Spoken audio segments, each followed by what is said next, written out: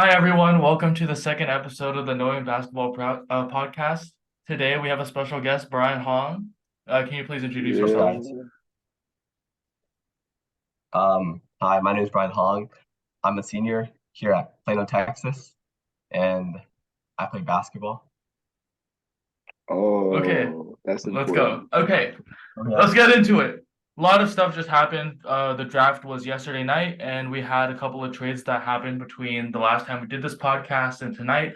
So the first one I want to talk about is KP to the Celtics. KP, I mean Kristaps Porzingis.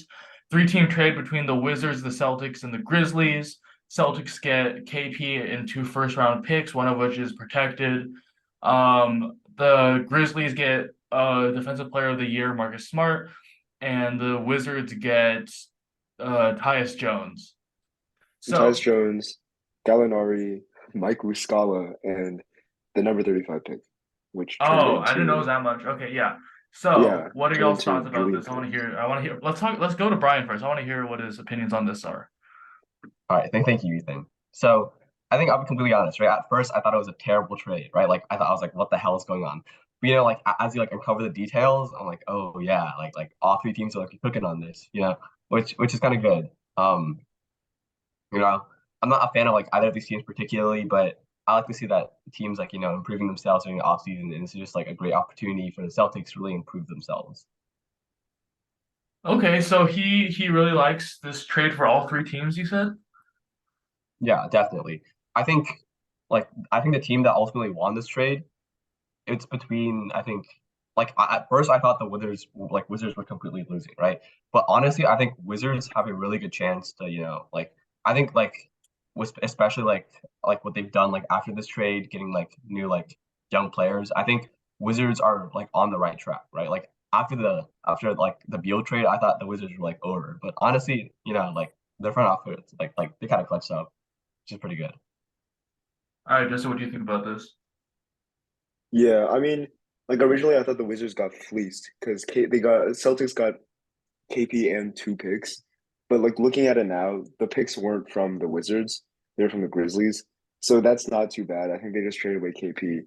And honestly, I think like what they got back in return was pretty valuable. Like a pick which turned into, it was a second round pick. And I don't know much about Julian Phillips, but I think Tyus Jones has a lot of potential because he's always been good when Ja isn't playing. But I think like my first initial reaction was I thought the Celtics and the Grizzlies both won big in this trade because the Grizzlies they got Marcus Smart, which I feel like he can do like what Draymond did to Jordan Poole, beat the this is probably rated for kids, beat the poop out of John Morant and take his guns away or something, and like just bring that like energy, like especially with Dylan Brooks leaving. But for the Celtics, they definitely like this is a W trade because they got Kristaps, which is like an amazing scoring presence. Even if he's coming off the bench, just like as a six-man spark plug or whatever, I don't think he's gonna do that. But they also got two picks, which is crazy. Yeah. Okay, yeah. So I think the consensus is that the Celtics did a pretty good trade with this. They essentially turned Marcus Smart and maybe a few bench players into borderline all-star KP, and they netted two first-round picks with it, which is like great for the Celtics. I think they definitely won. I think I agree with y'all that the Wizards kind of did like an ish trade, right? It kind of good, right? They got some interesting pieces back, but I feel like they could have gotten a bigger package for KP. But I think what led into this is that KP is actually an expiring contract. He could have opted out of his player option and then just left in free agency for nothing. So at least this way the Wizards guarantee a little bit of return. I don't actually love this move for Memphis though, because they gave up two first round picks and a really good backup PG and Tyus Jones. I'm pretty sure Jones actually led the entire league in assist to turnover ratio. He's shown that he can be Dang. like a very valuable piece. And they got him back for Marcus Smart. I don't really see how this is going to fit next to John Morant, even considering that Ja is only out for 25 games, right? He's going to be coming back very soon. They're still going to be able to win games with him. I felt like this was just a very panicked trade made by the Grizzlies because they didn't really need Smart. They literally they have um they had the like this year's defensive player of the year, JJJ. They got rid of a really solid backup point guard. I could maybe if they played Marcus Smart in that five role, it could be good, but I don't see him having like the same kind of an impact or a fit that Tyus Jones has. I don't see where the like what the Grizzlies are trying to do here. Yeah, Yeah, I mean, I okay. think like, just like, mhm. BH, you want to go? Yeah, sure. I think just like adding on to that, like Marcus Smart, I think his like biggest like asset to a team is definitely his like perimeter defense, right? So playing him at the five, it kind of like loses a bit of value. Like Marcus Smart is one of like the best perimeter guards in the NBA right now, Right. and I think you kind of have to play him as like a guard, like maybe fit him alongside like Jaw. Like I'm not really sure how that's gonna work. Like the fit isn't like 100% great, but honestly, I can kind of see it as like a Dylan Brooks like way to like replace like Dylan Brooks, you know? Like a three or a two, Yeah. Uh-huh. I I didn't guess consider so. that. Yeah, that makes sense. They lost a good, really good. Wasn't Dylan Brooks like second team all defensive this year? Yeah, he was yeah. Yeah, it was Okay, pretty good. yeah. And like he was like also like a secondary or tertiary scoring option behind Desmond Bain and Jaw. And I'm not sure if Marcus Smart can fill that role, like just chucking up threes or whatever. Like Another I implication I see, but yeah. no, just go ahead, go ahead. Okay, I see. I think we could begin to see like JJJ take more of an offensive role in this, because obviously like if you take like an overall chart of like the Wizards' defensive like priorities, now that you add Marcus Smart over like Tyus Jones, you obviously see like more defense being added at the guard position, which could allow JJJ to put like a little bit less defense in and focus on scoring a little bit more. I think even Oh, I guess especially so. in Jaw's like absence, that his production is going to go up. I might maybe not the efficiency, but definitely the volume of the amount of shots he's going to take is going to go up. Yeah, I think like while Jaw is out, like for those 25 games, the Grizzlies are going to be fun to watch with Marcus Smart and Desmond Bain and JJJ. But I think once Jaw comes back, the fit is going to be really, really weird. And I honestly, like I don't know like the like whatever like media like mood or whatever, but I feel like from a fit perspective, it might be smart to like do like a mid-season trade if I'm the Grizzlies. Smart. Shut up. No, but like I think fit wise, just looking at this trade, I think the Wizards definitely like won fit wise because the Celtics, I don't know, they lost their starting point guard. Their best point guard option is now Malcolm Brogdon or Derek White, which is like not terrible, Malcolm but you still Brogdon has have gone to the options. Clippers. He's gone. Wait, really? I'm pretty sure he got traded. No, I thought he was like in the original trade to the Clippers, I but thought I he think got he's canceled. Oh, he got like cut. My canceled. bad. I didn't Yeah, see. yeah. Yeah, he's. I think he's still there. I mean, he could possibly be traded, but like I feel like their offense just has to change entirely. Because KB's also kind of like a rim protector on defense too. So their defense, I don't know, it just has to be a completely different scheme. And I'm sure like the Celtics can do that because they're good at coaching. Yeah, there's the Celtics are gonna have to juggle three centers now with Al Horford, KP, and Rob Williams. I could definitely see them like taking Al Horford out of the like lineup now that he's so old. But like Rob Williams is just a rim protector. That's essentially what it is. He's like a really elite rim protector. But you have KP at 7'3" with like a big wingspan. He could definitely fill in the same role that Rob Williams would, and like maybe Williams could come off the bench like he's been doing so far. Like I don't know, Al Horford is so much of a stretch big, even though he wasn't really doing that in the playoffs. And KP is just like a younger, bigger, more injury prone Al Horford. Oh, I guess so. Yeah. I think another like big issue is like health, right? The Celtics, I think like Rob Williams and like KP, they've had their fair share of like injuries over the last couple of seasons. And I think it like depends how like the big man like the two big men like really like if they stay healthy or not.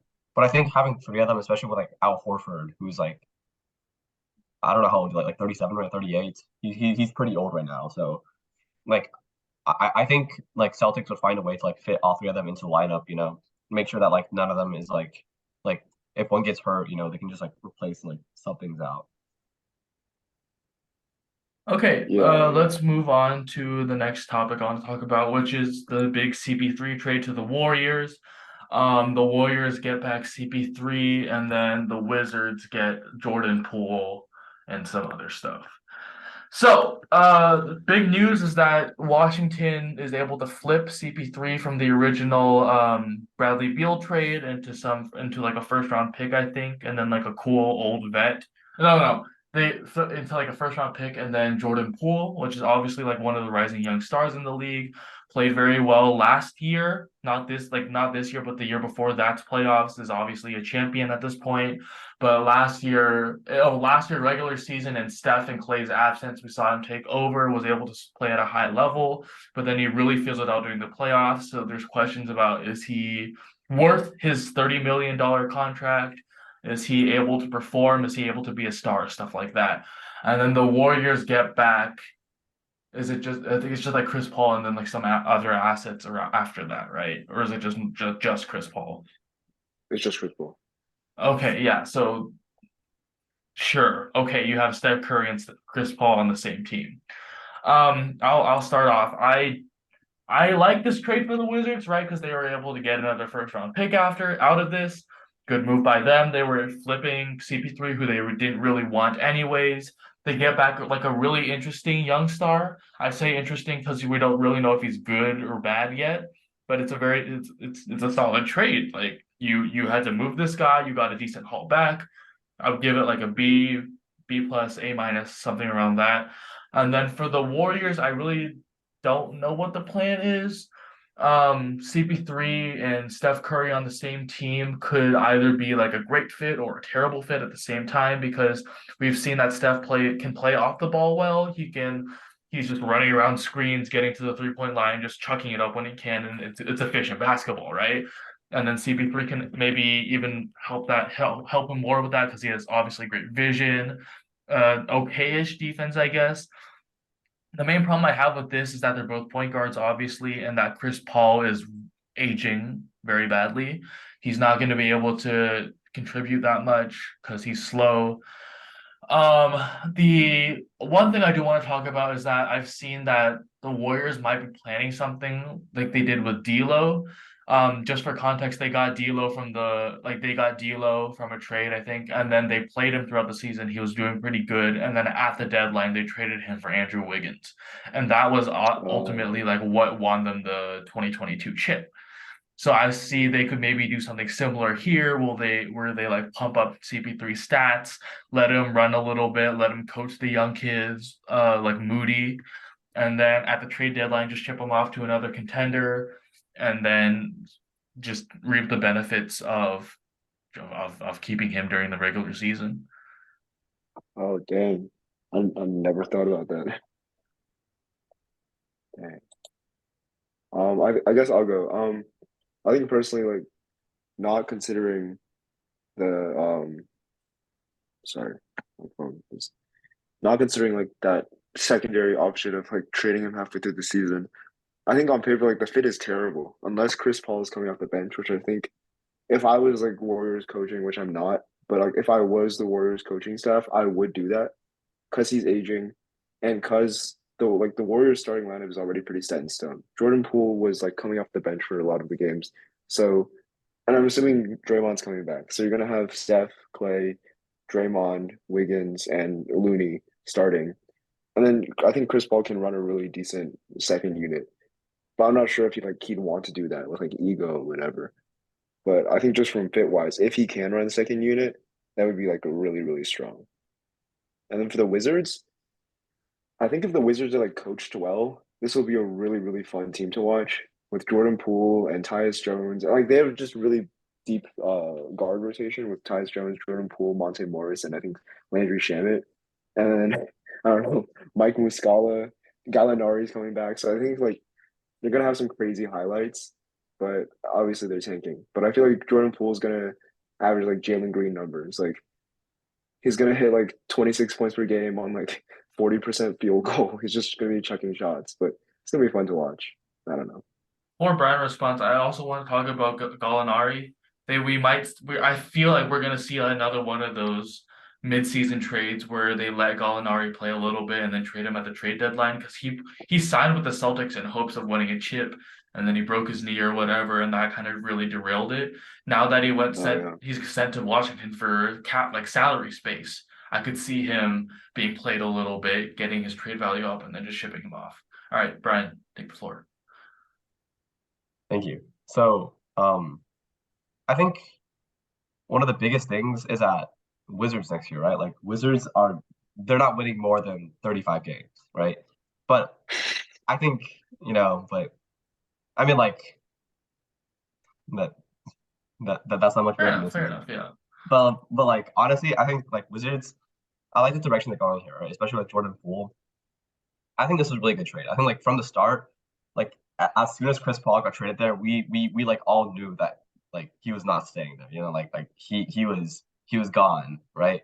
Um, and like I think we expected like something for Chris Paul's like assets, right? Like when the Bradley Beal trade first happened, a lot of people said that like the Wizards made like a bad decision trading for an old CP3.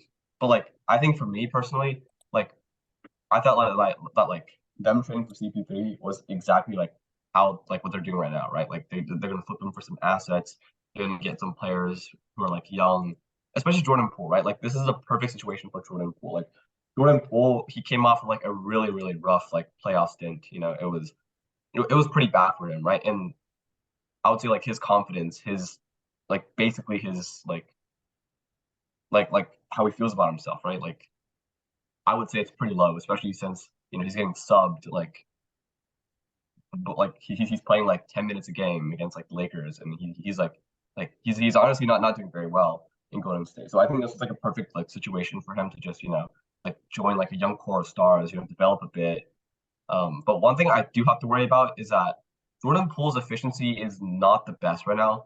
He's never been super good at like 3-point shooting, which like his efficiency for 3-pointers is pretty low last season. And that was mainly due to just a lot of shot chucking, right?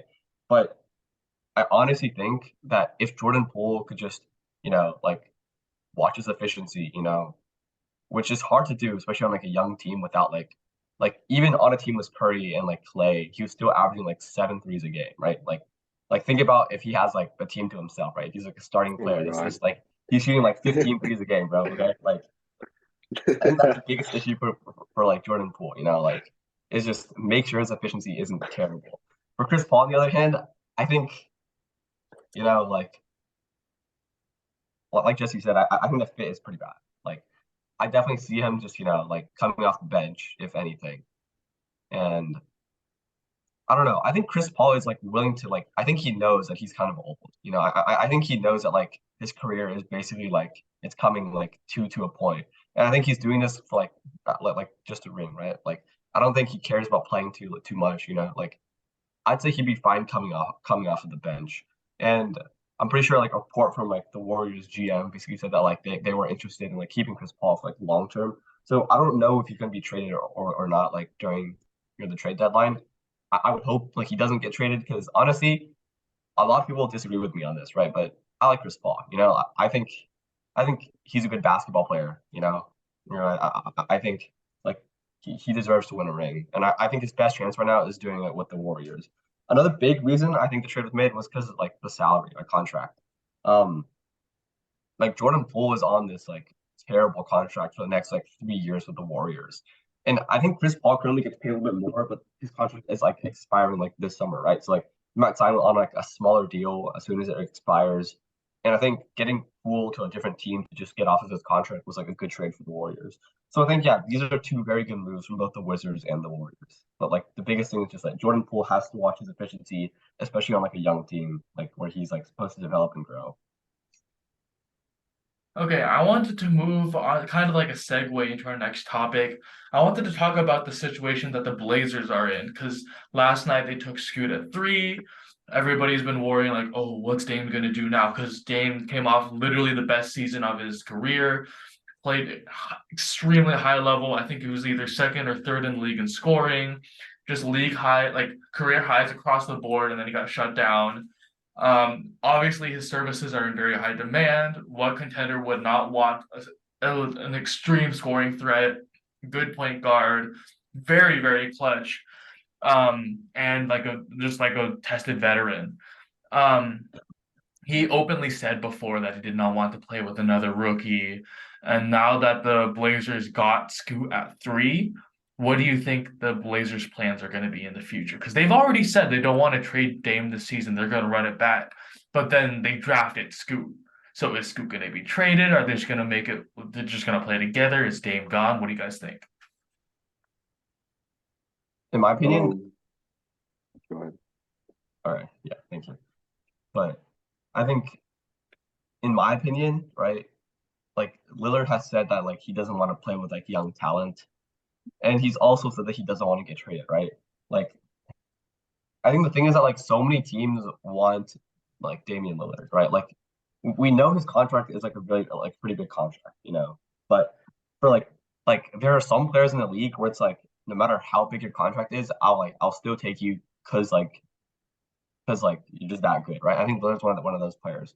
And like bird rights and everything, I think any team is gonna like every team is going to want to take Lillard no matter like how big his contract is, right? No matter if they're going to like a lot of salary, like luxury tax, right? So I think like contract isn't a really big play here, but I think it's just like Lillard's like where he wants to play. You know, I honestly think that like Blazers are going to trade him to a location where he wants to play if he ever requests a trade. You know, like he's been loyal to them for so long. Right? I don't think like the war like the Blazers are just gonna like like drop him off to like Detroit or whatever, right? But yeah, like if he does get traded, I think he'll go to like wherever he wants. And I think right now, like like where he wants to go right now, I think where he said on like a podcast, like where his like best like priority is if he were to get traded was Miami, right? And I think like if he does get traded, it's going to be Miami because you know like like I think the Blazers will like make that happen. Um, on the other hand, I don't know like like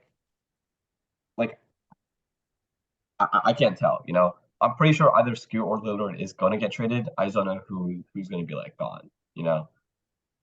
But if Scoot was gonna be traded, I think it's gonna be like either like probably New Orleans for Zion. Like I think that's like the place where I see him traded the most. Yeah. Jesse, go ahead. Um, I know like before the draft there were a lot of talk about there's like a lot of like talk about like Zion potentially getting traded for Scoot or like the Blazers pick, which turned into Scoot. And I don't know if like those talks are still going. Like I don't think I don't know if the Blazers would want to trade like that elite talent like after getting it. I don't know like the situation, but like I know the situation with the Blazers with Dame is like they recently said that they are committed to like they're shutting him down for like trade talks for now. And I feel like this happens every offseason. And Dame's gonna come out saying like in a few days like I'm committed to winning in Portland or like whatever. And I feel like it's gonna be like the worst possible reality, which is just gonna be like Dame and Anthony Simon starting, and then Scoot doesn't really get to develop, and then he's gonna be like coming off the bench, and like we're gonna be seeing like Scoot and Shaden Sharp on the second unit, showing like really good flashes, but like we're just never gonna be able to see it, or at least not this season. I feel like just because of like the history of the Blazers like front office. Yeah, I kind of wanted to circle back to where Dame might be traded because, like, yeah, Brian said, we know either Dame or Scoot is going to be traded. Like, this is no question. Obviously, this trade doesn't have to happen right now. It doesn't have to happen in the off season, but I think one of them is definitely going to be traded before the trade deadline because they might want to keep Scoot around just to develop under Dame. I think for a value wise, no matter what, either you have Scoot under the tutelage of Dame and then he develops a little bit and then he's able to be shipped off for even more value, or they let it rock together and then at the end, since Scoot has more value by being tutored by Dame, they trade Dame and then get like the mentored Scoot, you know what I mean? If Dame was to be traded, like Brian said, I think it is going to be to Miami. They released like Caesar Sportsbook was like, oh, here are the odds for who he's going to next, and Miami was like heavy favorites. I think second was like Philly, and then it was Brooklyn. As a Philly fan, I would love to see him go to Philly, but the reality is that Philly just doesn't have the assets to get Dame. I don't want to. Me personally, I don't want to include Maxey for a deal for Dame. I think Maxey is a much cheaper, though less efficient, though less of a star. His contract is worth it more. And then Miami has the assets. They have like Tyler Harrow, Duncan Robinson, a few picks. And that would be the best case scenario because in this case, Dame is able to go to a contender that he really wants to play for, and Portland is able to get like a substantial amount of return for what they gave up instead of like a Bradley Beal situation where he got traded for paper clips and Chris Paul. Yeah, I think another big thing is that like other than the fact that like Lillard has said that he doesn't want to play the young talent, I think Scoot and Lillard are like a very terrible fit, right? Um so like going to the draft, right? Like both of them are point guards. And I think the issue is that like one of them has to play the shooting guard. And I think the issue with Scoot is that one of his biggest weaknesses is his outside shooting, right? Like he was he was one of the worst like 3-point shooters going into this draft. He's not a good shooter at all from behind the arc. And I think him playing shooting guard alongside Dame is just not a good fit, right? Like I just don't feel like because like number one, shooting guard is not his position. He like one of his strengths was like as the ball handler, right? Like he's very like ball dominant player. And I just think that like it's not gonna work with Lillard, right? Unless he comes off the bench, which like if Scoot Henderson, like arguably the second best player in this draft is coming off the bench, then I just think it's a waste of a pick from like the Blazers, right? So I think one of them has to go at this point. Like not just because like young talent or whatever. I just think the fit is also just it's not a good fit for like both of them to be there. 100% agree. Jesse, do you Yeah. want to add anything to that? Yeah. I mean, like as like a basketball fan, like I definitely want to see Scoot and Dame, like one of them like gets traded, one of them gets moved, just so like we can see both of them flourish. But also just like I feel like we also need to like be realistic and see like how bad the Blazers front office is. But I think Yeah. since we don't like aside from the Heat, like there's not that many like big rumors of Dame getting traded. I think it'd be more fun to talk about like where we want to see like Scoot or Dame like land. Like for me personally, I Okay. think like I would really want to see like Dame land in like Brooklyn. I think that'd be really fun. Or like Scoot land in I think you said New Orleans or dude, even like the Lakers. I don't know. Because they do I need don't guard. I wouldn't like seeing Dame to the Nets because realistically, what do the Nets have to offer as a contender? They just have Mikal Bridges, maybe Yeah, Cam Johnson. that's right. Because if Dame gets traded, he wants to win a ring, right? If he gets traded to Brooklyn, that's maybe like a lot of good box, like a lot of tickets sold, whatever, cool highlights, but they're not going to be winning really, really well.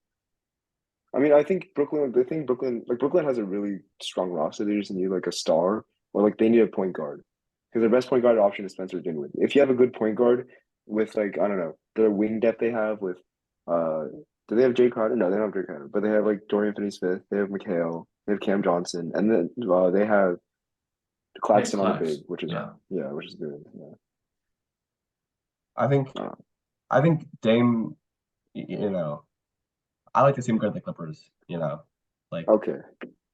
I think Dame to the Clippers, like, But like what would you do about Russ then? trade Russ. Like You said Okay. I who's don't know. Russ? No, trade Russ, bro. Not who's Russ. Okay, Russ. No, yeah, like I think Russell Westbrook, like, he'd be like a good like he ran the second unit well with the Lakers, and I think he can do the same with like Damian Lillard, right? Like if Damian Lillard goes to like Clippers, I don't see how they're not like a title contending favorite. Like I don't see how they like if they aren't in the NBA Finals by 2024 with Damian Lillard as their starting point guard, they Dude, trade the Clippers whole fans say team. this every year, bro. Me and Jesse Clippers, right here are Clippers laughing have at you. Clippers have Kawhi and PG. They've had Kawhi and PG for how many years now? 4 years? Like three, four, yeah. How have they not done Like anything? they That's just need crazy. one season where they're just not injured and we're title favorites. Yeah, but your two star players are made of glass. Like this is like the second worst thing. Like if you have like Zion and AD, or I guess AD and Boogie Cousins. We already tried that in New Orleans, and that didn't. Okay, If okay. injuries didn't exist, Roasting aside, okay, let's spend these last few minutes to talk about the draft itself. okay, Um, okay, so let's talk about like the winners. I think the the Spurs really won, obviously, because they got like Victor Wembanyama at number one. Woo! But I think they also had pretty good picks after him. They all got like Leonard Miller at 33, but they traded him, and then they got City They Sissoko got at Sissoko. 44. Yeah. That I guy. think I saw City was pretty solid. I like him a lot, and I feel like he also fits their timeline. I do want to question the Hornets pick at 2 for Brandon Miller. Yeah. Do you guys see the vision? I just don't see the vision. Like, what are they No. doing? Yeah. No, Scoot is because a I Yeah, feel like like Lamelo's like low key injury prone. At least I mean he hasn't played enough seasons for us to say that, but he has been injured a lot. And like looking at Israeli Alonso, maybe they have like injury genes. And I don't know if you want to like bank on Lamelo as your guard and trade for fit and draft for yeah. fit and get Brandon Miller. Obviously, Brandon Miller's a good player, but Scoot is better by far. I think like the biggest thing is that, you know, I feel like Brandon Miller, he's not a bad player, right? Like, but I would 100%. say, like it would be better like if Portland took Brandon Miller, I think it would have like looked a little bit better for fit with Dame. But also just think that like come on, like Hornets are like a young and developing team, right? Like you should always be drafting for talent over fit, especially because your team is so young, right? Like Lamel's been in the NBA for like 2 seasons, right? And then you're already expecting him to be like the Hornets are being like LaMelo is going to be our star for the next like 5, 6, 7 years, right? And that's like it's been 2 seasons, he's made one All-Star team. He's been like really injured, right? So it's like like I think like the Hornets are putting a lot on like LaMelo Ball, by just confirming that like he's like the center stone of this team so far. I mean, I Okay. do think if the Hornets, sorry, Go ahead. Go real quick, ahead. Go ahead. I do think if the Hornets can get like good coaching and if Lamelo can stay healthy, that'd be a really good team, especially considering if Miles Bridges comes back. Because you have Um, who's their like big that they drafted this year from Duke or last year from Duke, like Mark Jackson. I don't know. He was really good. And then so you have that guy, Miles Bridges, Brandon Miller, Lamelo, and you have Terry Rozier, which is I think is like a really solid rotation. Um, Yeah, I think the Hornets are going to be fun to watch. Outside of the top three, Rockets got Amen Thompson. oh yeah, I don't. It was kind of expected. I saw most drafts having him at 5 to Detroit, but you know what? It's a good pick. Like he's gonna be one of the best athletes in the draft. Very good wing. I'm pretty sure this is no, the he's one a that guard. like, yeah. Oh, it's a guard. Oh, okay, whatever. Well, like, I thought he kind was a wing, but he's built like a wing, but he's a guard. Yeah, it's crazy. yeah. Well, yeah. Obviously, good size, good quickness, good athleticism. But I think at least I was surprised that Ahmed and Osser were drafted like back to back. Literally, when I saw Osser being drafted at 5, I like jaw dropped, right? Because this is Right. a historic moment. Twins drafted back to back, both from overtime elite, not from college. Top 5 picks to Rockets and Pistons, which is really really cool. I think they're both gonna have like big roles where they go. This also means for Houston that probably KPJ might be traded because they play Oh, like the same position. They basically kind of are the same player-ish. So yeah, we might be on the lookout for that. What do you guys think? yeah, I think KPJ would probably want out because they would probably give Alvin Thompson his minutes. I don't know where KPJ would go. I mean, KPJ is good. He's like he just needs somewhere to go, I guess. I also think that like the thing with like um, like Cam on the Rockets too. Like I honestly didn't think he would fall so far because, but his No, workout and stuff. he had to have like said like so many slurs in his interview. Like so, I don't Yeah, know. He has to like like have given like he felt like 15 places. Yeah, there given was a like bad report advice. before the draft about like some lottery pick who was so like physically inept that they couldn't get through the NBA workout and then like just gave up, went back to the locker room, and then when the people went to go check on him, he was like hitting a vape pen. And then when they walked in, he like threw it under his shoes, like, "What's up, guys?" And then that was like a huge red flag. So I think, judging by how far he fell and how like nobody else really had that situation, I think he was the guy that did it. No, yeah, Dude, definitely. I think he was purposely hurting his draft stock so he get drafted to LA. That's just me though. But no, but LA also kind of fumbled. Yeah, no, they got Jalen Hood-Schifino, which is like he's a good guard, but come on, pick Cam Whitmore. Like, I don't know. Okay, just looking through the rest of the draft, anything you guys really want to like point out? What really stood out to you? Anything? Um, I want to talk about I want to talk about the Heat drafting I don't know how to say his name. Jamie Jock Jr. Like I think Jaime he's really Jaquez Jr. really. Oh, my bad. But I've watched some of his like highlights, and I think he's like really really good. Like he's like a really smart player. I think that's what the Heat need. He's like a big wing. And really quick, I think the Magic getting Anthony Black at 6 is it's interesting. He's really really talented. He's kind of like Josh Giddey, like that kind of big guard energy. Mhm. But The Magic do have so many guards. It's gonna be like Yeah. I don't know. That court is Yeah, and then they drafted Jet Howard, which is another really really talented guard. So I think they're gonna have to make some moves with like Jalen Suggs or Cole Anthony at some point. Um, Pacers drafting Bilal Coulibaly from Wemby's team and then him to the Wizards immediately. That's interesting because I haven't heard of him prior to I don't know, like 2 weeks ago. Before like 2 weeks ago, he wasn't on anyone's draft board. I don't think so. And I think he's just like really physically talented, and we're just gonna have to see where he goes with that. Okay. Um, Sorry, we're out that's of all. time. Okay. Yeah. Thanks everyone for tuning into the podcast. Again, a big thank you to our guest Brian Hong today. See y'all next time. Bye. Bye.